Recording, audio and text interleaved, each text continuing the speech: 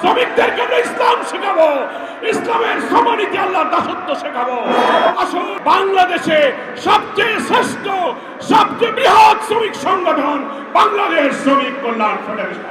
মহান আল্লাহর দরবারে আজকে অন্তর খুলে শুকরিয়া জানাই। শ্রমিক আন্দোলনে নতুন ধারা সৃষ্টিকারী শ্রমিক কল্যাণ ফেডারেশন আজকের ঐতিহাসিক জমায়েতের মধ্য দিয়ে প্রমাণ করেছে বাংলাদেশের শ্রমিকরা নতুন ধারাকে তারা কবুল করেছে। 60-এর দশকে তদানীন্তন পূর্ব পাকিস্তানে ট্রেড ইউনিয়ন করে বাংলাদেশের কল কারখানা ঢাকা, চট্টগ্রাম, ডেমরা, গাজীপুর, খুলনা শিল্প এলাকায় ট্রেড ইউনিয়নের নামে মালিক শ্রমিক দ্বন্দ্ব বাঁধিয়ে এক শ্রমিক নেতা পাশ্চাত্যের এবং সমাজতন্ত্রের ধর্মনিরপেক্ষ রাজনীতির বীজ ঢুকিয়ে বাংলাদেশের শ্রমিকদেরকে তারা সমাজতন্ত্রের প্রশিক্ষণ দিতে শুরু করেছিল। কলে কারখানায় মালিক শ্রমিক দ্বন্দ্ব বাঁধিয়ে তারা যে নাস্তিক্যবাদী ধারার সূচনা করেছিল, তারা বলতো শ্রেণী সংগ্রামী হচ্ছে পৃথিবীর ইতিহাস। শ্রমিক কল্যাণ ফেডারেশন 1963 সালে প্রতিষ্ঠা লাভ করে বলেছে, না, শ্রেণী সংগ্রাম নয়, সত্য মিথ্যার দ্বন্দ্বই হচ্ছে পৃথিবীর ইতিহাস।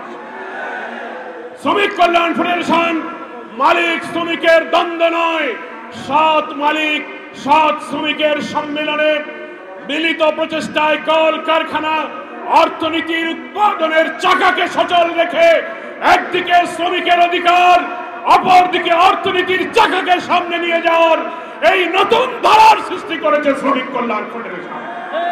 প্রিয় ভাইয়েরা আমার, তারা স্লোগান দিয়েছিল শ্রমিক রাজ কায়েম করবে। তারা বলেছিল trade union is the school of communism. শ্রমিক কল্যাণ কল কারখানায় শ্রমিকদের মাঝে ইসলামের মহান শ্রমনীতি, আমাদের প্রিয় নবী মোহাম্মদ মুস্তাফা সাল্লাল্লাহু আলাইহি ওয়াসাল্লাম যে আদর্শ অনুপম শ্রমনীতি দিয়ে দুনিয়ার দাস, শ্রমিক, দুঃখী, বঞ্চিত, অনাহারী, অন্নহীন, বস্ত্রহীন নিরন্ন মানুষের মুখে হাসি ফুটিয়েছিলেন। শ্রমিক কল্যাণ সেই শ্রমনীতির দাওয়াত দিয়েছে। শ্রমিক কল্যাণ আল্লাহর নবীর আদর্শ তুলে ধরে মালিকদের কাছে বলেছে, শ্রমিকদের বলেছে, মালিকরা যা খাবে এবং পড়বে শ্রমিকরা যেন সেই পরিমাণ, সেই মানের খেতে পারে, পড়তে পারে, সেই ন্যূনতম বেতন মজুরির ব্যবস্থা করতে হবে। কারখানার লভ্যাংশে শ্রমিকদের অধিকার দিতে হবে। আল্লাহর নবীর সে আদর্শের কথা শ্রমিক কল্যাণ বলেছে। সাধ্যের অতিরিক্ত কাজ চাপানো যাবে না। শ্রমিকদের কর্মঘণ্টা নির্দিষ্ট করে দিয়ে তার চুক্তি, বেতন, মজুরি ঘাম শুকাবার আগে, অর্থাৎ চুক্তির মেয়াদ শেষ হলেই তাকে মজুরি দিতে হবে।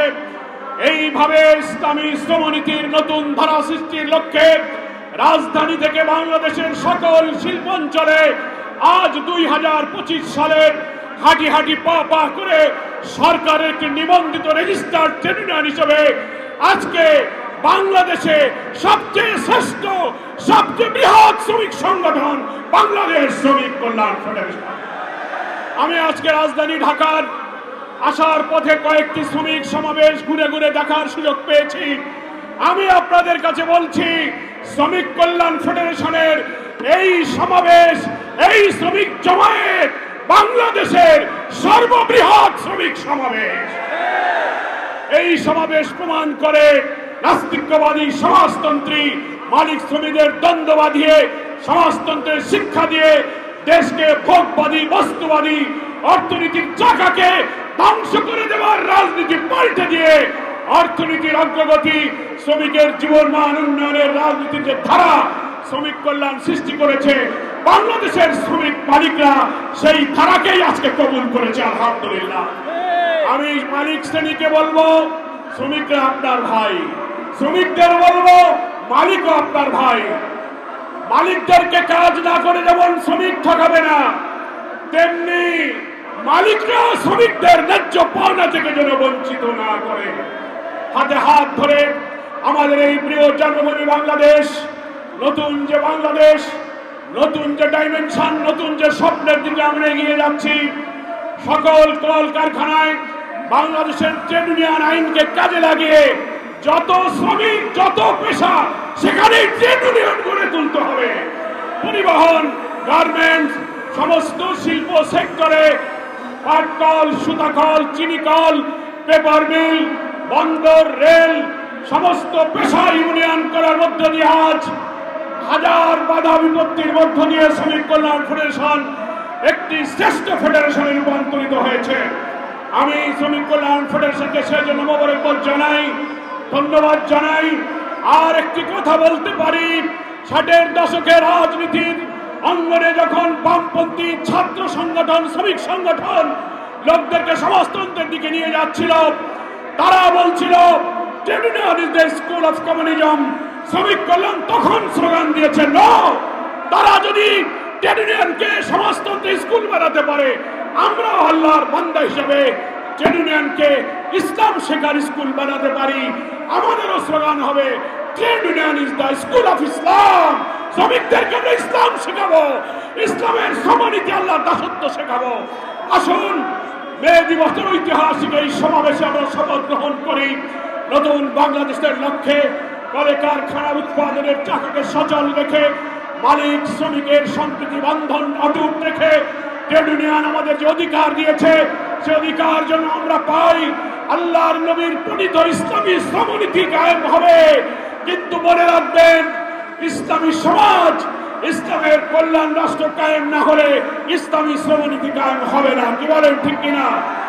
রাষ্ট্র যদি বাতিল আর তাগুতের হাতে থাকে, আলাদাভাবে ইসলামী শ্রমনীতি কখনো কায়েম করা যায় না। তাই ইসলামী শ্রমনীতির সংগ্রাম, ইসলামী রাষ্ট্রের সংগ্রাম এক এবং অভিন্ন সংগ্রাম। এই সংগ্রামকে এগিয়ে নিয়ে যাওয়ার উদাত্ত আহ্বান জানিয়ে আমি আমার বক্তব্য শেষ করছি। আল্লাহ হাফেজ। বাংলাদেশ জিন্দাবাদ। শ্রমিক কল্যাণ ফেডারেশন জিন্দাবাদ।